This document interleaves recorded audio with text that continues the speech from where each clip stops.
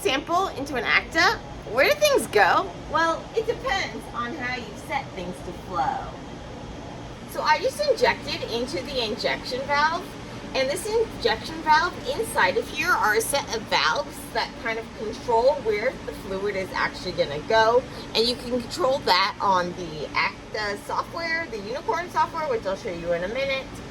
Into this injection valve, we have a couple different things, and so our system, we have it set up so that we have system pumps, as well as then we have a sample pump. And so you might not have a sample pump, you might just have system pumps, but I'm going to talk about having both. And so our system pumps, these are going to be like our pump A and our pump B, and so these are going to be attached to our buffer lines, and then they go from the system pump, they come here, and then down here we have this system pump. This line here, the system pump line, is coming into here. And then our sample pump line, this line from the sample pump, is coming into the sample pump.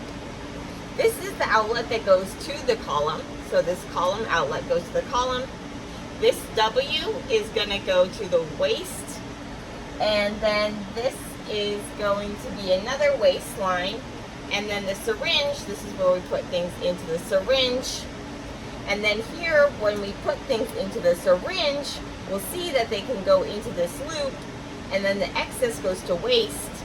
We can store our sample in this loop, and then when we're ready, we change the settings so that it goes through the system buff through the loop and then onto the column, as opposed to just going from the system pump to the column.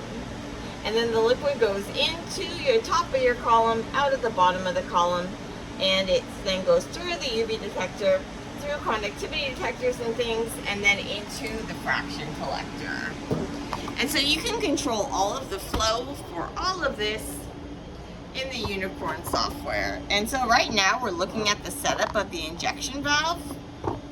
And so you can see the different settings. And then if we come down here, we can see basically our control.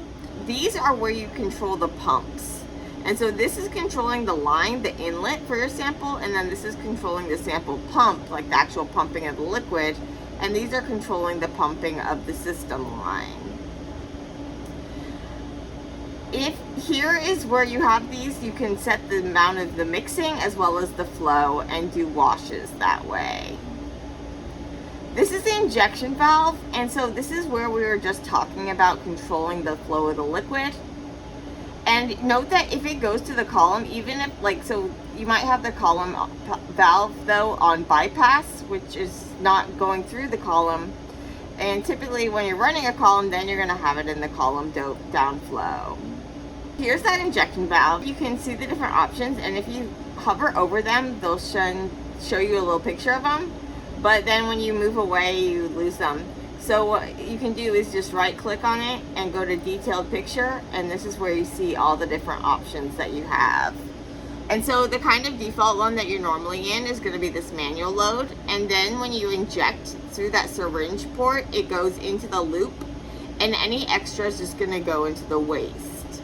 And so this is helpful because you can inject things into that loop and have it store it. And if you inject too much, it's just going to go into the waste and it's not going to go onto your column. You can have the system pump going through and onto the column at the same time as you're having sample injected into the loop and held in the loop.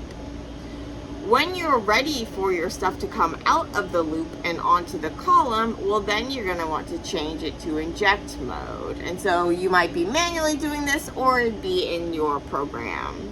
And so you have your sample stored in the loop. So you prepared your sample, you store it in the loop, and now your loop is filled. You say, okay, I'm ready to get it onto my column, which is now equilibrated. And so now go from the system pump and go through the loop and onto the column. And so typically you're going to go through that loop and onto the column and then do like an extra amount of volume to wash the loop onto the column so everything gets out of there. And then you might switch back into being into a different mode, so you're not just going through the loop all the time. So let's talk about a couple of these other modes. So these are kind of the two most ones that you're probably going to see the most and come most. The direct inject. So here we have you have a couple of different colors, and so there's this light green and this dark green. The dark green is your main flow, and then the light green is going to be kind of the alternate flow path. And so with direct inject, here's where you're going through the sample pump instead of going through the loop. And so when you're doing like size exclusion chromatography, when you're using one of those small loops, you're typically going to be using this manual load to load the loop and then the inject to eject from the loop.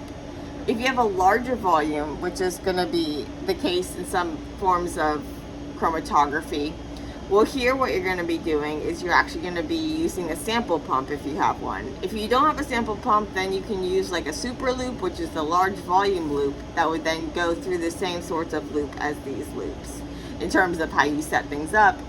But if you have a sample pump, well, now you're going to go from the sample pump onto the column. And so that would be the direct inject mode. The system pump at that time is just going to go, if you had that line running, it would just go to the waste. There's also this option that's similar, that's the sample pump waste, but here the main line is going to be the system pump, and it'll be going to the waste. And so if you wanted to do like a wash or something, the system pump waste, this way you have going through the system pump is just going to go to the waste. Alternatively, you have going from the sample pump to the waste, and so here the sample pump is going to the waste, and the system pump, if you were using it, would go through the loop. But typically you can see this dark green, this is saying this is the main path that you'd be using for this would be the sample pump. And this one's a little weird, it's like the sample pump into the loop, but if you're using a loop, you're typically going to be using the syringe to do it through the syringe port to fill your loop. And then in this case though, the system is going to the column, but that's the alternate route. And so if you want to just kind of like have your stuff just go onto the column, you are typically going to be using this manual load, and in that manual load, anything you put in the syringe is just going to be going into the loop. The stuff that's in the loop will be held there until you put liquid through the loop, such as by putting it in this inject mode. When you inject it that way, it's going to go onto the column, and then if you want, you can then switch back to a different mode so you're not just continuously running things through the loop. Instead, you can just now go directly from the system pump onto the column. Or if you want to go from the sample pump onto the column, then you're going to go with the direct inject mode, which is good if you've got a line in your sample that you then are going to want to put onto the column, and then you switch to having back onto the manual load or something where you're going from the system line. Or sometimes you might be using a sample line to do your washes or whatever. So just depends on how you have things set up in your AKTA, but typically you're going to have your buffers going through the system flow, and then you're only going to use those other lines when you're actually putting sample on. And thankfully you're going to typically have like system pumps A and B, and then you can mix the two of them in order to get a gradient and cool things like this. So that is where things go on an AKTA and how you make things go where you want things to go on an AKTA. And I'm excited that we just got an injection valve kit so we can inject the smaller volumes into the syringe port. Now you know where things flow.